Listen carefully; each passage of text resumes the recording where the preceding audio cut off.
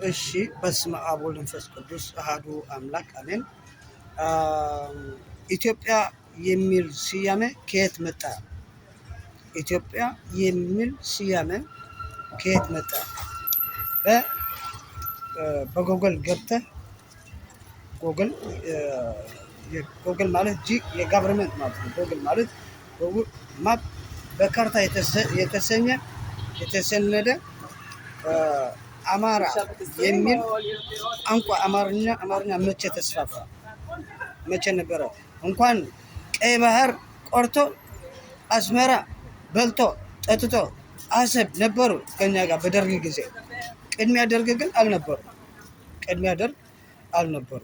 የደርግ ወታደሮች ከየትኛው ሰብስበው ደርግ ወደ ሁሉም ነገር ወደ ጦር ግንባር ብሎ ወታደሮችን አስከትሎ የኢትዮጵያ ሕዝብ አማራ የተባለ ኢትዮጵያ ተባለ፣ ትግርኛ ከሆነ ደግሞ ኤርትራዊ ተባለ።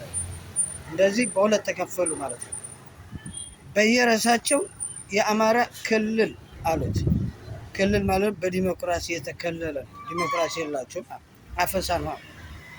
ሁለት ደግሞ በቀይ ባህር አስመስለህ ኤርትራዊ ኢትዮጵያዊ ብለህ እንዲሰደድ ማድረግ ነው።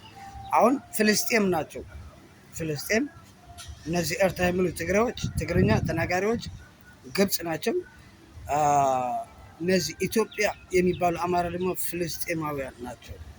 በታሪክ የፍልስጤም ግዛት ለማድረግ ጠንቋዮች ከዚህ በፊት ጠንቋዮች ነጮች ናቸው። በጥንቆላ ነው የሚገቡት። ምን እየበሉ ነው? ምን እየጠጡ ነው? እንዴት ተሸነፍን የድሮ ወታደሮች ብለው ጣሊያንና እንግሊዝ ወደ ጠንቋዮች ሄደ።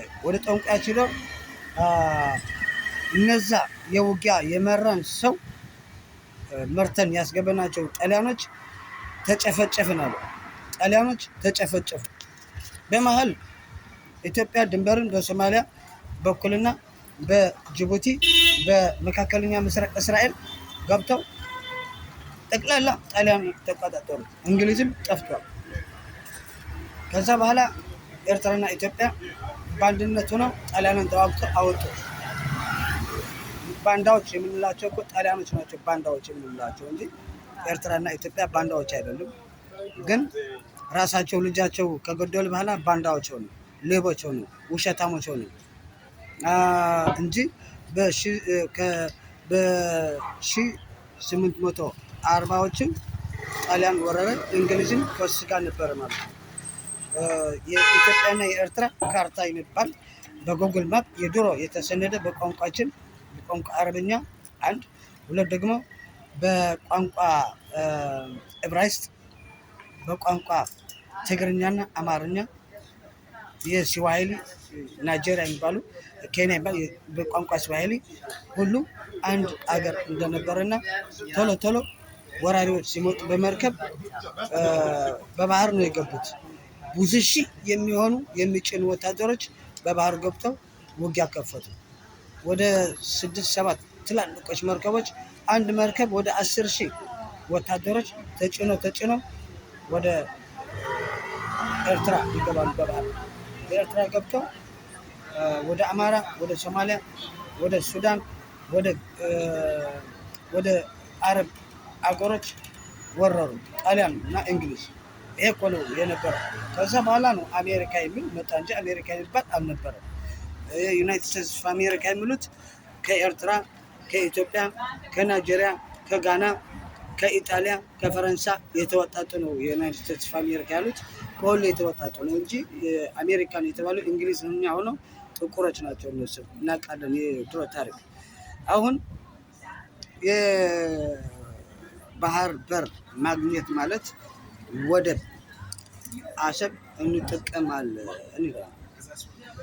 የኢኮኖሚ እድገት ሊመጣ ከፈለጋችሁ የሀገራችን ኢኮኖሚ የእናንተ ሰዎች ጠብቁ። አማራ የራሳችሁ ጠብቁ። አፋር ይሁን፣ ሲዳማ ይሁን፣ ትግራይ ይሁን፣ ራሻዳ ይሁን ሁሉ በየአካባቢው በየራሳቸው አስተዳደራለን። ራሳችሁን ህዝባችሁን ጠቅሙ። የራሳችሁን ህዝብ ጥቅም አስቀድሙ። የራሳችሁ ህዝብ ጥቅም ካስቀደማችሁ በኋላ ማን እንደሚጠቀምበት ታዩዋላችሁ። አዎ ለምን ይሄ የተማረ ሰው ኢትዮጵያዊ ኤርትራዊ ምናምን ብሎ አቅማችሁ ያልሆነ አለ አቅማችሁ ነው የምታስቡ። አቅማችሁን ማሰብ ጥሩ ነው። አቅምህን አውቆ መኖር ጥሩ ነው። ታላቅ ችሎታ ነው ያሉት እግዚአብሔር ቻይ ስለሆነ እግዚአብሔር ሁሉ ስለሚችል ሀገራችን ይጠብቅልን እግዚአብሔር ከወራሪ በቋንቋ ጥላቻ በዘር ጥላቻ አስመስሎ ጣሊያን ሀገርን እንደወረረ ከዚህ በፊት አድዋ ያሉትን የሶማሊያ አድዋን ሶማሊያን የወረረው ጣሊያን፣ ናይጄሪያ ወረረ ጣሊያን፣ እንግሊዝም ገባ፣ ስፔንም ተወረዋል። እንደኛ የመሳሰሉ ሀገር ትልቅ ታሪክ ያላቸው ህዝቦች መከፋፈል እና መዳከል ወጣቱ ከነቃ ኢትዮጵያና ኤርትራ ብሎ ሊከፋፈል አይቻልም። አሁን አንድነት የሚል አስተያየት ግን ሌላ ከውስጥ ኢትዮጵያ ያሉት ኢትዮጵያ ነገድ አረብ ኢትዮጵያ ይላሉ። እነዚህ ኤርትራውያኖች ከአማራ የተለዩ ናቸው አውቃለሁ። እኔ ትግሬዎች ኤርትራ ትግሬዎች በጣም አዋቂዎች ናቸው። ቶሎ ብሎ ኢትዮጵያን ደብድበው አይገድሉም። የደርግ ወታደሮች ከኛ ጋር ነበሩ፣ ሲጸልዩ ነበር። እንኳን የስለላ ድርጅት ገብቶ አገር ሲበዘብዝ የት ነበርክ? አሁን የባህር በር የምትለው የስለላ ድርጅት ገብቶ አገራችን ሲበታትን የት ነበርክ? እሺ ተናገር። ኤርትራውን ሲገደል የት ነበር? አማራ ሲገደል የት ነበር? አፋር ሲገደል የት ነበር? አዎ ይሄ መካከለኛ ምስራቅ ንግስት ሳባው እስራኤል ካል አይሁድ አይደሉም። ሳባው እስራኤል ካል ክርስቲያን ናቸው። አይሁድ የሚባል ዘር የለንም። ሙስሊም ብትልም ክርስቲያን ናቸው። ሁሉ ወደ እግዚአብሔር ጸሎት ያደርሳል። ተባብረው ጠላት ከመጣ ተባብረው ጠላትን ድባቅ ይመታል እንጂ ተጨፈጨፍን ያለ እኮ ያልሆነ ነገር ነው ያደረገ።